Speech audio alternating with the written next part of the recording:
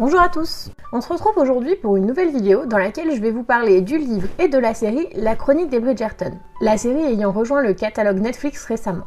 On va commencer par vous avouer que je suis une grande fan de romances historiques, que ce soit en livre, en série ou en film, et que j'ai tendance à aussi beaucoup aimer les séries de la productrice Shonda Rhimes, qui a notamment fait Grey's Anatomy ou Murder. Et donc quand j'ai vu la bande-annonce de cette série sur Netflix, je me suis jetée dessus.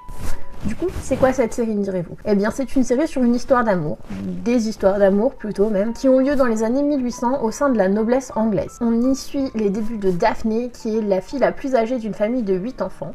Elle a 3 grands frères et fait ses entrées donc pour la saison, et semble-t-il, elle est la favorite. Pendant un bal, elle fait la rencontre de Simon, qui est duc de Hastings et aussi le meilleur ami de son frère. Et donc pour des raisons qui leur sont propres, un petit peu pour échapper aux mondanités de la saison, ils vont décider de passer un pacte où ils font semblant de se courtiser, ce qui va évidemment déboucher sur des sentiments plus réels. Alors je trouvais que c'était une série plutôt mignonne, les décors et les costumes sont jolis, même si historiquement incorrects. Les personnages sont attachants. J'ai bien aimé le jeu d'acteurs des 2 personnages principaux, je trouve qu'ils formaient un joli couple et qu'ils jouaient bien ensemble. On n'est clairement pas dans une série avec une dimension historique réaliste, mais si on accepte ça et qu'on se met dedans, c'est vraiment très mignon à regarder. Cette série a fait débat pour plusieurs raisons, et notamment par rapport au casting, parce qu'une grande proportion de la noblesse est représentée par des acteurs de couleur, ce qui forcément est historiquement incorrect, mais la productrice est connue pour avoir des castings variés, et moi j'ai trouvé ça rafraîchissant. D'autant plus qu'encore une fois, il s'agit d'une fiction,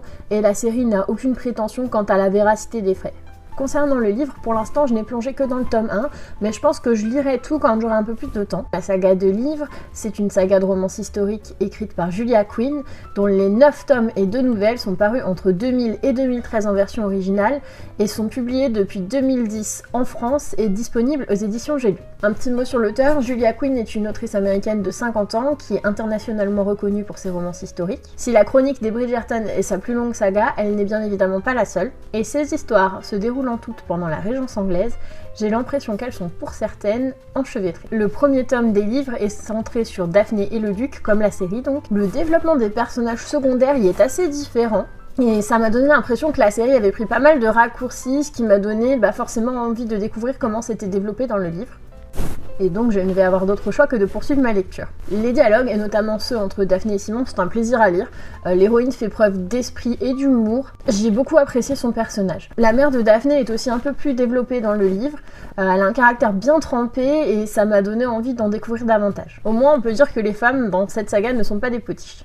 C'est un ouvrage que je recommande si vous aimez les romances historiques, ou même les romances tout court. Le style est léger et fluide, c'est très agréable à lire. En tout cas, moi j'ai bien aimé.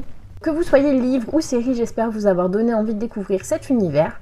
Et n'oubliez pas que si vous avez aimé cette vidéo ou bien d'autres vidéos de notre chaîne, vous pouvez vous abonner pour du contenu régulier. À bientôt!